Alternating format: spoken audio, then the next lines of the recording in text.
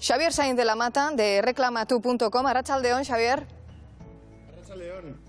Claro, yo no sé hasta qué punto sabemos los ciudadanos, los consumidores, que a pesar de la pandemia, si un vuelo es cancelado, tenemos derecho a reclamar, y la aerolínea nos tiene que decir que tenemos derecho a que nos devuelvan lo pagado, a un reembolso.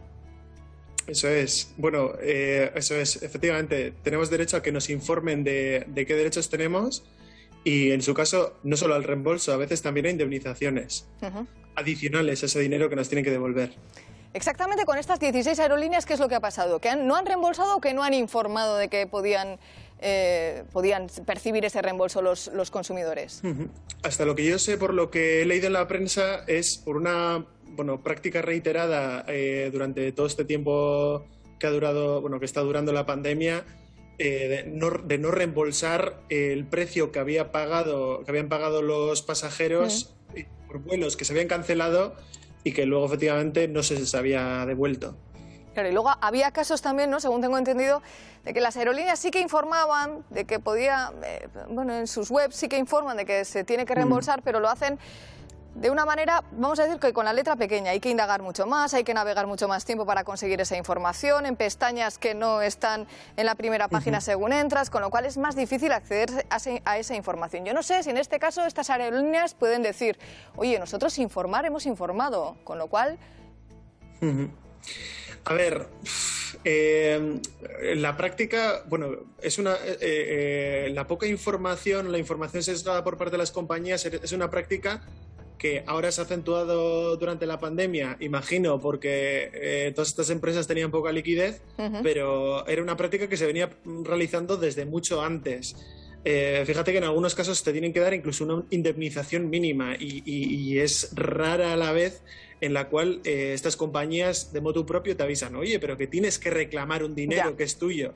Si cuela, cuela, ¿no? Entonces, sí, efectivamente. De hecho, la mayoría de las veces tienes que acudir incluso a un procedimiento judicial para que incluso te devuelvan el dinero de un vuelo cancelado o te indemnicen, ¿no? O sea que es una manera de disuadir también al consumidor a pelear, ¿no? Sí, efectivamente. Es un efecto disuasorio lo de tener que recurrir a los tribunales para poder conseguir que... Pero bueno, las quejas hay que seguir poniéndolas. Y de todas maneras estamos hablando de quejas que podemos poner a una aerolínea, pero no solo a las aerolíneas. ¿Se puede poner una queja también al mismo aeropuerto por cancelación de vuelo, por ejemplo?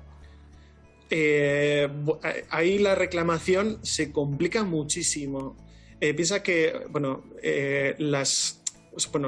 tendría que demostrarse que el aeropuerto ha tenido algún tipo de culpa o negligencia en la cancelación del vuelo, cosa que es algo rarísimo y que es muy difícil de demostrar.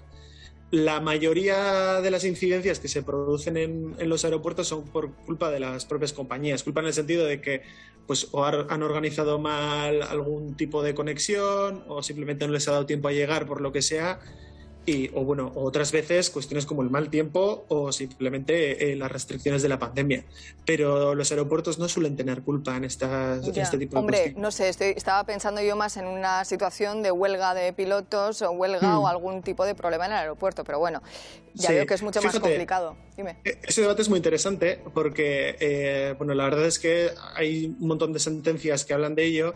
Y en los casos en los cuales la huelga es de los propios empleados de las compañías, son las compañías las que están obligadas a pagar porque se entiende que deberían haber llevado otra política laboral diferente. O sea que fíjate hasta qué punto esos casos se han analizado y en muchos casos en contra de las propias compañías aéreas. Una cosa, la reclamación cuando se hace sobre un billete que has comprado tú por motu propio por internet o cuando se trata de un billete que lo has comprado vía agencia de viajes, ¿es diferente la reclamación? ¿Es más fácil en un caso o en otro conseguir algo?